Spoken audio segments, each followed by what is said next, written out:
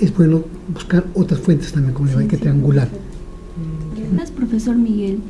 Quisiera saber cuáles son las causas y consecuencias de los problemas en los niños de retención de EIB. En primer lugar, podría decir que los niños en primaria de EIB ellos habitan en zonas rurales o recónditos de nuestro país, lugares donde existe pobreza o pobreza extrema, y dentro de un entorno de pobreza siempre es difícil aprender, lo cual por ejemplo, una causa podría ser la falta de materiales didácticos que no cuentan ellos, no tienen libros, no tienen palotas o cosas que se necesita tanto para iniciar o primaria. Por otro lado, es la capacitación de los docentes. Muchos docentes que van a enseñar a zonas rurales no necesariamente son los más capacitados, sino porque ya que no hay plaza docente en la ciudad o en la provincia, entonces por necesidad buscan un trabajo más a zonas más lejanas, y entonces van a trabajar y ellos no conocen la cultura y no están bien preparados, no entienden el mundo andino, el mundo amazónico, y al desconocer el lenguaje, al desconocer la cultura, y más agregándole eso, no están bien capacitados, entonces no pueden brindar una información a los alumnos. Y claro, generalmente se le echa la culpa al alumno. El alumno es el que no aprende, el alumno es el que no sabe. Pero hay factores externos, lo que estoy diciendo, la pobreza, la capacitación de los docentes, los materiales didácticos, la infraestructura, donde se encuentra el lugar, que sea un ambiente adecuado para estudiar y favorable para el estudio.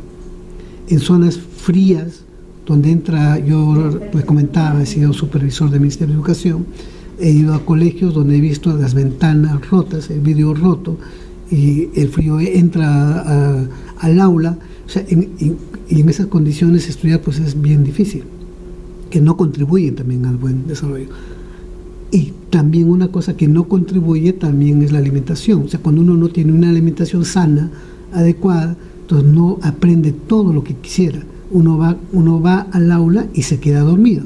Y uno no retiene, no porque le falta inteligencia, sino el organismo no está preparado para asimilar. Entonces, eso también es otra de las causas que el alumno no aprende, ¿no? Lo que sí quisiera... Bueno, y eso como causas. ¿Qué consecuencias trae todo este proceso? Que los alumnos, por un lado, haya una deserción escolar, o sea, no vayan a clase. ¿Por qué? Porque no les resulta atractivo, no ven una manera donde ellos están desarrollándose, porque el profesor explica de una cultura, un lenguaje diferente al de ellos. O si no se retiran, si se quedan, hay otro problema, porque si se quedan, no aprenden como deberían aprender. Entonces va pasando los años, y uno compara entre un alumno de zona rural, urbano, marginal o recóndito dentro del país con otros alumnos, hay una diferencia. No obstante, yo sí creo que a pesar de eso, hay alumnos que sí tienen buena voluntad, que sí tienen esfuerzo y sí logran. No quiero poner que el contexto hace que sean mal alumnos. Es cierto, pero también es cierto que las personas, el ser humano, es capaz de superar las adversidades, tiene una capacidad para avanzar, porque si no, todo el mundo sería, digamos, no profesional o que no se desarrollarían. No, siempre hay que, a pesar de todo eso, siempre hay gente que sale. ¿Y eso es producto de qué? Producto de apoyo familiar, de voluntad del propio alumno, de asumir retos que sí van logrando, ¿no?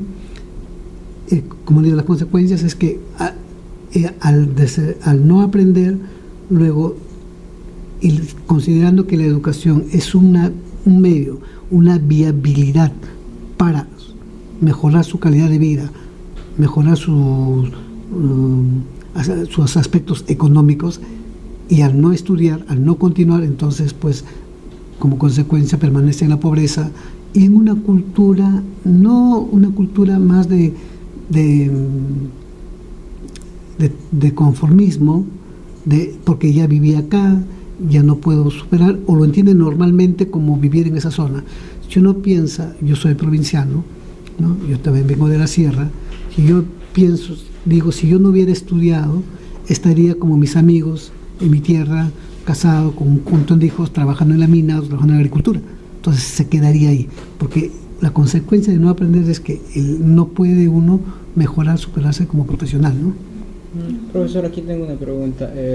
Usted dijo que hay problemas en la alimentación, pero si en el campo tenemos lo que se llama la papa, lo que se llama cereales, como es la quinoa, el trigo, entre otros, porque usted mencionó que estamos malnutridos, dijo usted.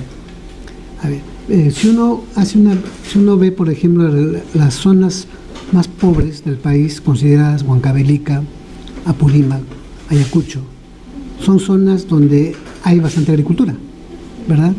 O sea, la idea, y eso no solo pasa en las zonas andinas, sino en las zonas urbanas marginales, la idea no es comer, sino qué están comiendo, qué proteínas, qué están consumiendo que favorecen a su desarrollo personal. O sea, yo no puedo alimentarme todo el día de papa porque me gusta la papa, o en la selva hay yuca y camote, lo que sea, y me ayuda, y de alimentar estoy alimentado. Pero hay proteínas que uno tiene que dosificar.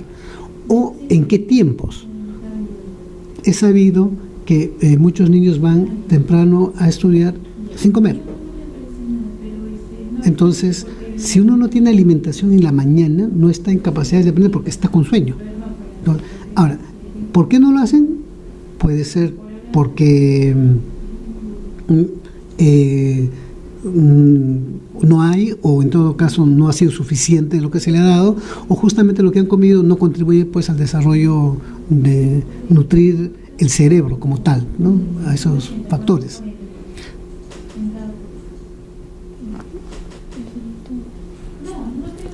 Ya, bueno, profesor, muchas gracias por su entrevista.